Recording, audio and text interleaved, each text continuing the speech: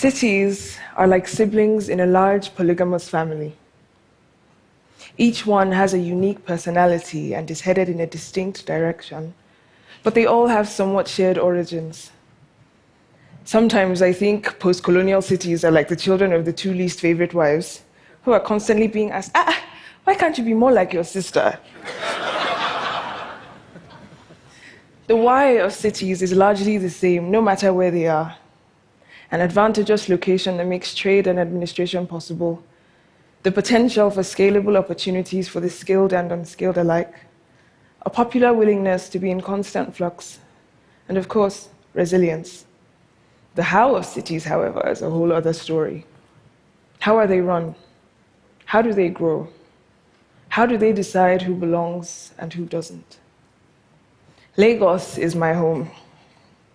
You can always find the Nigerians by following the noise and the dancing, right? Like any major city, that place is a lot of things, many of which are highly contradictory. Our public transportation doesn't quite work, so we have these privately owned bright yellow buses that regularly cause accidents. Luxury car showrooms line badly maintained and often flooded roads. Street evangelism is only slightly less ubiquitous than street harassment. Sex workers sometimes have 2 degrees, a bank job, and a prominent role in church. On any given day, there can be either a party or a burned body in the middle of a street. There is so much that is possible in Lagos and so much that isn't. And very often, the difference between possibility and impossibility is simply who you are, and if you're lucky enough, who you're connected to. Belonging in Lagos is a fluid concept determined by ethnic origin, sexual orientation, gender, but most visibly, and often most violently, class. Before Nigeria became a country, fisher people from the inland creeks started to come down the Lagos Lagoon and establish villages along the coast. About 60 years later, my grandfather, Oludotun Adekunle Kukoyi, also arrived in Lagos. Like me, he was an alumnus of the University of Ibadan, a young member of the educated elite in the independence era. Over time, he built an illustrious career as a land surveyor, mapping out now bustling neighborhoods when they were just waist-high wild grass. He died when I was 9, and by that time, my family, like the families of those fisher people, knew Lagos as home. Among the Yoruba, we have a saying, Eko Ogbole, Ogbole, which can be translated to mean that Lagos will welcome anyone. But that saying is becoming less and less true. Many Lagosians, including the descendants of those fisher people who arrived generations before my grandfather, are now being pushed out to make room for an emergent city that has been described as the new Dubai. You see, Lagos inspires big dreams, even in its leaders. And successive governments have declared aspirations towards a megacity where poverty does not exist. Unfortunately, instead of focusing on the eradication of poverty, as you would expect, the strategy of choice focuses on eliminating the poor. Last October, the governor announced plans to demolish every single waterfront settlement in Lagos. There are more than 40 of these indigenous communities all over the city, with over 300,000 people living in them. Otodogbame, a 100-year-old fishing village with a population about 3/4 that of Monaco and similar potential for beachfront luxury, was one of the first to be targeted. I first heard of Otodogbame after the demolition started. When I visited in November 2016, I met Magdalene Ayefoju. She's a now homeless woman whose surname means the world is blind. Magdalene's son, Basil, was one of over 20 people who were shot, drowned, or presumed dead in that land grab. Standing outside her shelter, I saw the 2 white sand football fields where Basil used to play. Spread all around us were the ruins of schools, churches, a primary health center, shops, thousands of homes. Young children enthusiastically helped to put up shelters, and about 5,000 of the residents, with nowhere else to go, simply stayed put. And then in April, state security personnel came back. This time, they cleared the community out completely, with beatings, bullets, and fire. As I speak, there are construction crews preparing Otodogbame's beaches for anyone who can afford a multi-million-dollar view. The new development is called Periwinkle Estate. Forced evictions are incredibly violent and, of course, unconstitutional. And yet they happen so often in so many of our cities because the first thing we are taught to forget about poor people is that they are people. We believe that a home is a thing a person absolutely has a right to, unless the person is poor and the home is built a certain way in a certain neighborhood. But there is no single definition of the word home. After all, what is a slum besides an organic response to acute housing deficits and income inequality? And what is a shanty if not a person making a home for themselves against all odds? Slums are an imperfect housing solution, but they are also prime examples of the innovation, adaptability, and resilience at the foundation and the heart of every functional city. You don't need to be the new Dubai when you're already Lagos.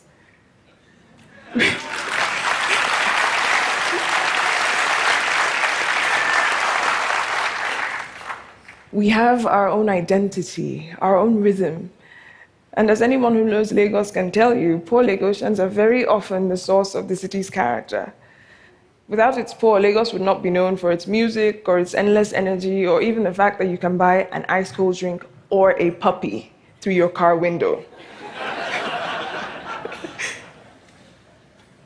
The conditions that cause us to define certain neighborhoods as slums can be effectively improved, but not without recognizing the humanity and the agency of the people living in them. In Lagos, where public goods are rarely publicly available, slum dwellers are often at the forefront of innovating solutions. After being disconnected from the grid for months because the power company couldn't figure out how to collect bills, one settlement designed a system that collectivized remittances and got everyone cheaper rates into the bargain. Another settlement created a reform program that hires local bad boys as security. They know every trick and every hideout, so now troublemakers are more likely to get caught and reported to police, and fewer of the youth end up engaging in criminal activity. Yet another settlement recently completed a flood-safe, eco-friendly communal toilet system. Models like these are being adopted across Lagos. Informal settlements are incorrectly named as the problem. In fact, the real problems are the factors that create them, like the entrenchment of poverty, social exclusion, and state failures.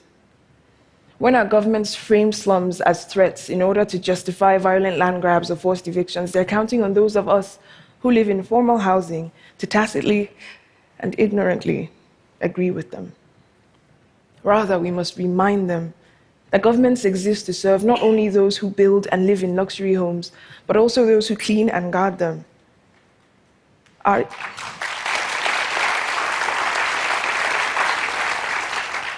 realities may differ, but our rights don't.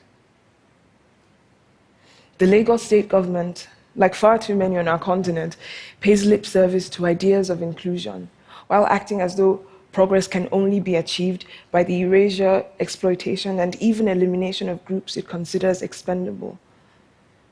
People living with disabilities who hawk or beg on Lagos streets are rounded up, extorted, and detained. Women in low-income neighborhoods are picked up and charged with prostitution regardless of what they actually do for a living. Gay citizens are scapegoated to distract from real political problems. But people, like cities, are resilient, and no amount of legislation or intimidation or violence can fully eliminate any of us. Prostitutes, women, and women who work as prostitutes still haven't gone extinct, despite centuries of active suppression. Queer Africans continue to exist, even though queerness is now criminalized in most parts of the continent. And I'm fairly certain that poor people don't generally tend to just disappear because they've been stripped of everything they have. We are all already here. And that answers the question of whether or not we belong. When those fisher people started to sail down the lagoon in search of new homes, it could not have occurred to them that the city that would rise up around them would one day insist that they do not belong in it. I like to believe that my grandfather, in mapping new frontiers for Lagos, was trying to open it up to make room for other people to be welcomed by the city in the same way that he was. On my way here, my grandma called me to remind me how proud she was, how proud he and my mother would have been. I am their dreams come true. But there is no reason why their dreams, or mine for that matter, are allowed to come true while those of others are turned to nightmares. And lest we forget, the minimum requirement for a dream is a safe place to lay your head. It is too late now for Basil, but not for Magdalene, not for the hundreds of thousands, the millions still under threat in Lagos or any of our cities. The world does not have to remain blind to the suffering that is created when we deny people's humanity, or even to the incredible potential for growth that exists when we recognize and value all contributions. We must hold our governments and ourselves accountable for keeping our shared cities safe for everyone in them. Because the only cities worth building, indeed, the only futures worth dreaming of, are those that include all of us, no matter who we are or how we make homes for ourselves. Thank you.